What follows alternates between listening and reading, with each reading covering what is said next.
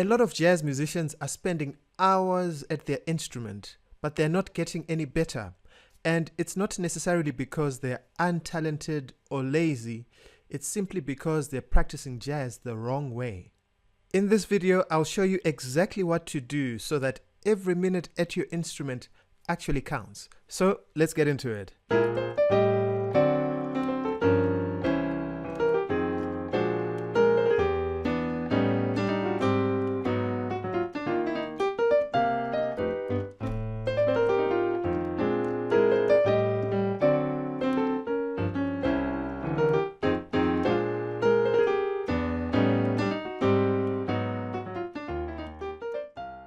The problem is a lot of musicians practice things when what they're really supposed to be practicing is music. So they might practice going up and down scales, but maybe with no particular tune in mind.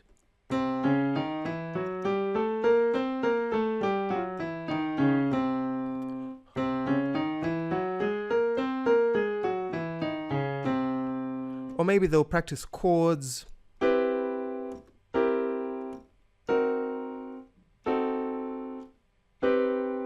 Maybe even the arpeggios.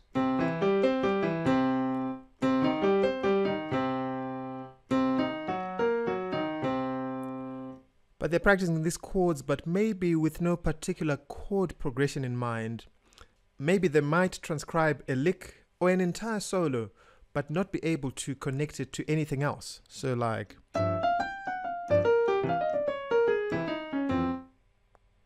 Practicing in this way might improve your technique, your speed, and maybe your knowledge of fundamentals, but it might not necessarily make you sound like a jazz musician. The problem is you're training your fingers and your brain, but not really your ears. That's why you can study theory for years, and yet your playing will still sound stiff and maybe mechanical. Remember, jazz is a language. And you don't learn language by studying grammar all day. You learn by speaking it. And recently I did a video on how to learn jazz like you learn language. So please check out that video over here. If you really want to practice smart, here are 3 simple steps to follow which will completely transform your playing. So step number 1 is play with purpose. Every practice session needs a goal. So what you don't want to do is to just say, I'm going to sit down and practice jazz, because there's so many things involved there. I would rather you choose one topic. And I say one topic because there are multiple topics in this thing called jazz. So there's rhythm, there's time feel, there is embellishing a melody, there's motive development, there's rhythmic displacement, there's chord tone soloing, there's playing odd time signatures, playing the blues, playing bebop, playing giant steps. I mean, the list just goes on and on and on. Right, so I would rather you pick one thing that's very important to you right now, and then you focus on that one thing over a period of time, and just tell yourself that when I start to see an improvement in this one area, then I'll move on to the next thing. So when you practice, when you sit to practice, make sure that you pick your one goal. I'm going to pick a goal right now, and my goal is going to be to just improve my chord tone soloing, because what I want is when I solo, I want my improvisation to outline the harmony of the song, right? Just so that it's a very solid solo, okay, where it really sounds like I know what I'm doing and I'm not just guessing my way through a tune, because that happens sometimes. So I'm going to focus on chord tone soloing. I'm going to pick a chord like F major 7. I'll play the chord in my left hand. So the chord tones are actually what I'm playing over here, which are F, A, C, and E. Right, so I'm going to practice chord tone soloing. What I've done is I've told myself I'm practicing this on just one chord. So when I'm practicing, I like to start very simple. So I've got my topic, which is chord tone soloing, and I've gone very simple. I've said I'm going to practice my topic on one chord, which is F major 7. So I'll make up some exercises for myself. Maybe I might just go up and down the chord tones first.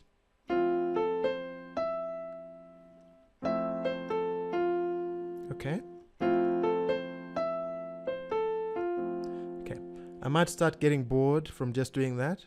So I might say, okay, I'll play each chord tone as many times as I want. Okay, so I'll vary the number of times I play a chord tone. So I might go.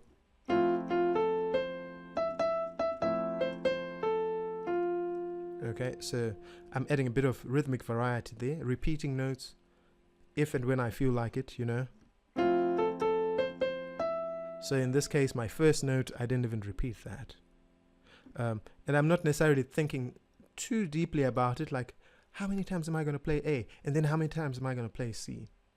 I'm just going to take the general idea and say, I'm just going to play around with those chord tones. By the way, for now, I'm playing them up and down because I'm starting off simple, but you could say to yourself, you know what? I don't have to play them in that order, so I can mix the order up. I could start on A if I wanted to. Could start on C.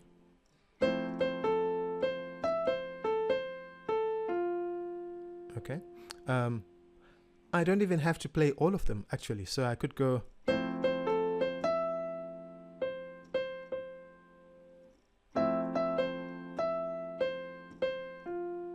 Okay, so I'm creating little melodies using my chord tones, but I've gone from very simple, one chord, one note at a time, and then start to change the order in which I play them, and also the number of times in which I play that.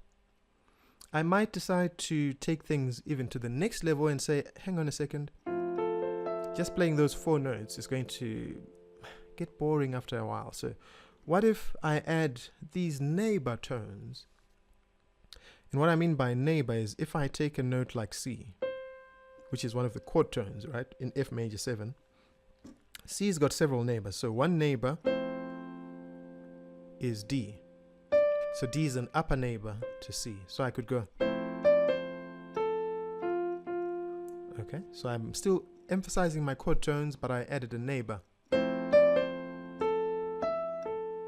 Okay, that's an upper neighbor. What if I added a lower neighbor? Right. There's another lower neighbor, so I was playing B flat, but what if I played B natural, because it's also a neighbor, not in the scale, but it's a neighbor.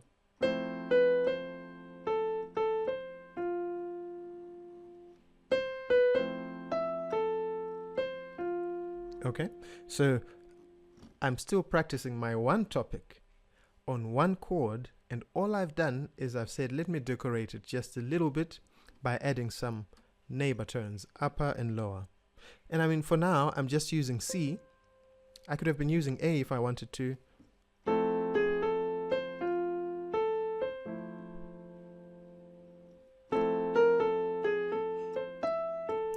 I could have been using E if I want. I could be using whatever I want, actually. So any of the 4 chord tones could go to their upper neighbor, to their lower neighbor. Let me hear what that sounds like.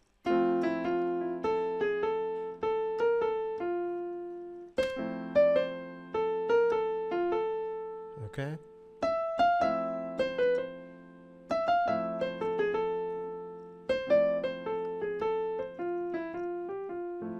Okay, so I'm starting to get all sorts of melodic ideas, but my focus is still that one topic, chord tones, chord tone soloing. I'm occasionally leaving the chord tone, but I'm always coming back to it, especially on the beat, so that I achieve my goal, which was to outline the harmony.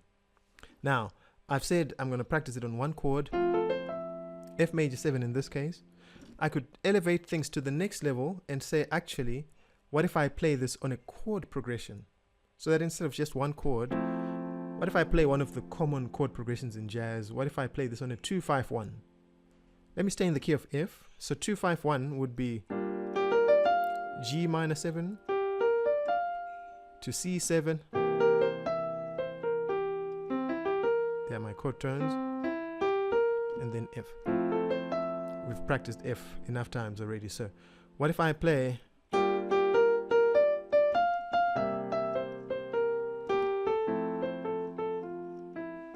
right? That was pure chord tone soloing.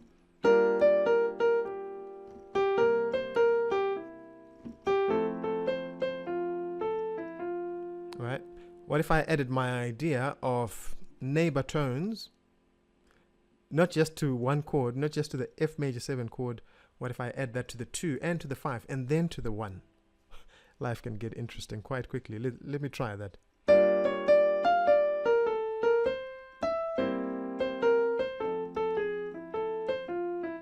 Oh, I'm going to try something else.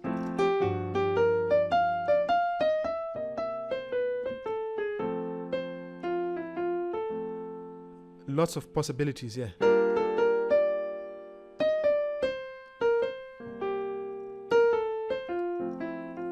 Okay, so I'm still focusing on chord tone soloing, but this time not on just one chord, on a chord progression.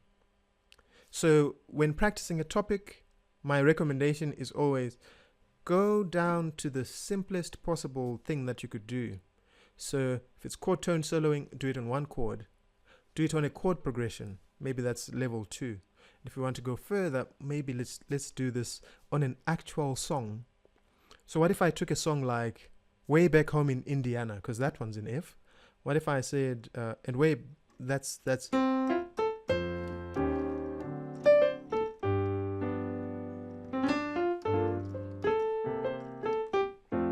okay, so let me tell you what the chords are.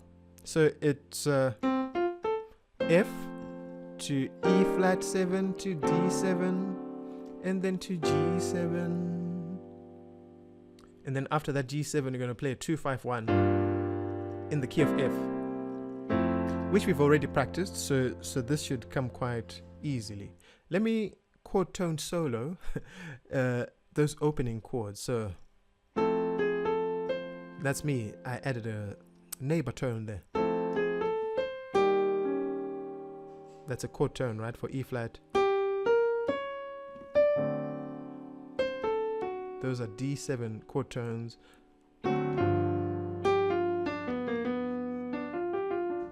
That's my G7 chord tones.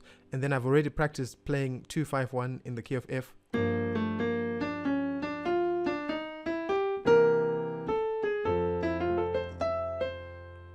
Okay, these were just chord tones for an F. Okay, so I've taken things through several levels. One chord, chord progression, and now the chords in the actual song. But most importantly, one topic. I'm just focusing on one topic. So I'm not going to do this and say, what if I also bring in the melody? And what if I start playing rootless voicings? You know, so that will only lead to confusion. So one topic, but you can break it down into simpler things and then progressively build to more advanced ideas. Okay, so step 1 is definitely have a goal, just one thing to stick to for the entire practice session. A good and healthy mindset to also have, particularly when you're learning jazz, is to tell yourself the problem is huge and there are all these topics, but I'm going to pick one of them and I'm going to work on this one topic for a period of time until I'm convinced that I'm seeing an improvement in this one area. So all the other topics can wait. You know, playing in 5/4 can wait. Playing salsa can wait. Chord tone soloing, I've got to get this down. You know, if I want to put a time to it, I might say, you know what, at least a month. I need to work on this for at least 1 month. And then once I start seeing an improvement, then I might look at a different topic. Something that's not too far from this chord tone soloing idea. So the mindset is, okay, the problem's big. I'm taking one topic, I'm working on it for a period of time. And then once I'm happy with the progress that I've made, I'm never going to get to a point where I'm like, now this is perfect. I'm a phenomenal chord tone soloer. That's not going to happen. But Once I feel that, you know what, I'm not where I was 30 days ago on this topic, it's definitely improved, I can now bring in a new topic. Okay. And I work on it in exactly the same way that I worked on this one. And my mindset is, if I do this over time, master one topic, master another, get better at another, get better at another, eventually, or at least by the end of the year, by the end of 10 years, by the end of my life, you know, all these things would have progressively improved. So that's the idea, and that's how to really get better at your instrument. And now let's go to step number 2. Connect the dots. Now, this is where a lot of people fall short, because they'll practice things separately. So, for instance, one might say, I'm going to practice the F major scale.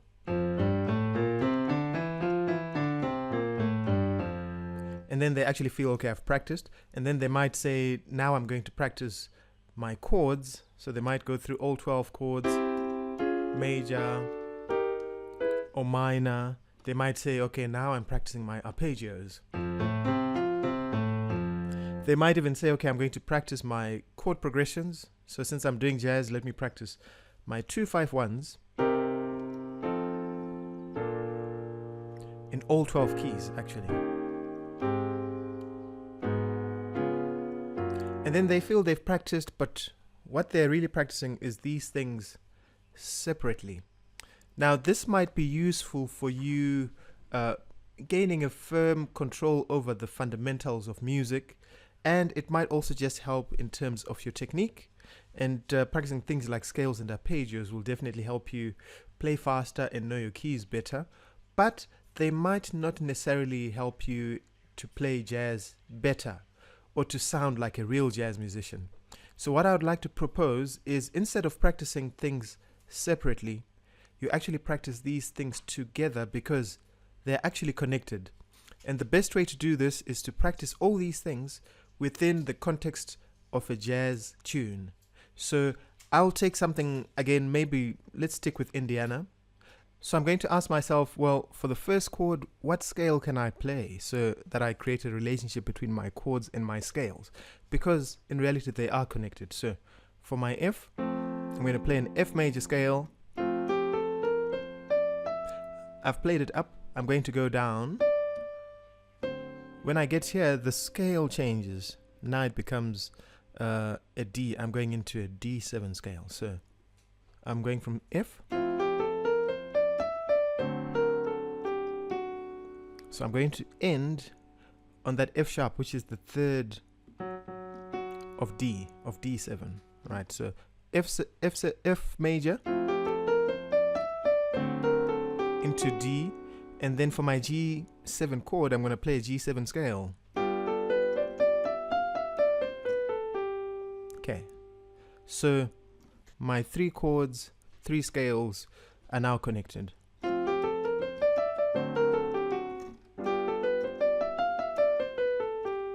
And then the next part is a 2-5-1 in the key of F, right? So G minor 7 to C7 to F major 7.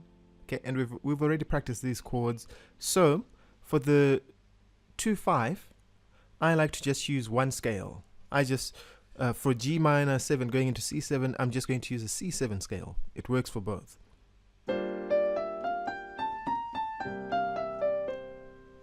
So I'm just going to play C7 up and down. So, and then back to F major. Right? So far, look at all these scales that I'm practicing, and they're all connected. So F to D7 to G7 to C7 back to F. Here I'll just play the F going up. And then for this C minor 7 to F, I'm simply going to play an F7 for that, because that's a 2-5-1 in B flat. Okay, so after I've played my F major, here F7. Okay, and on and on and on it goes. So I can take my one piece and instead of practicing scales separately and they're not really connected to anything, I would rather practice scales within the context of a song to see how these things work together. Okay, so now I've got my chords, scales working together within the context of a song. It doesn't have to be Indiana. Any song that you're working on, ask yourself, what scales go with these chords in this part of that song, and then practice your scales in that way.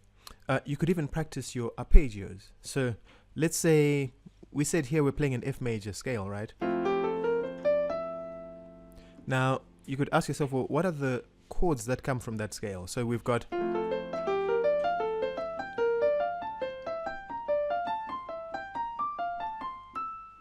these are all notes from an F major scale, right? So you could practice. So I might go, okay, let me play a chord going up and then the scale going down. So what if I say,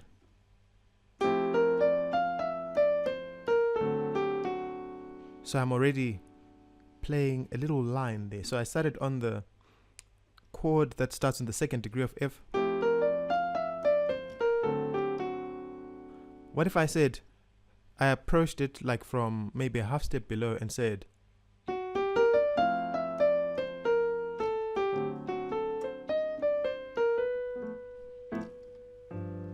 okay, so this already takes me to a G7. So I played a chord on the second degree. I could have played a chord on the third degree.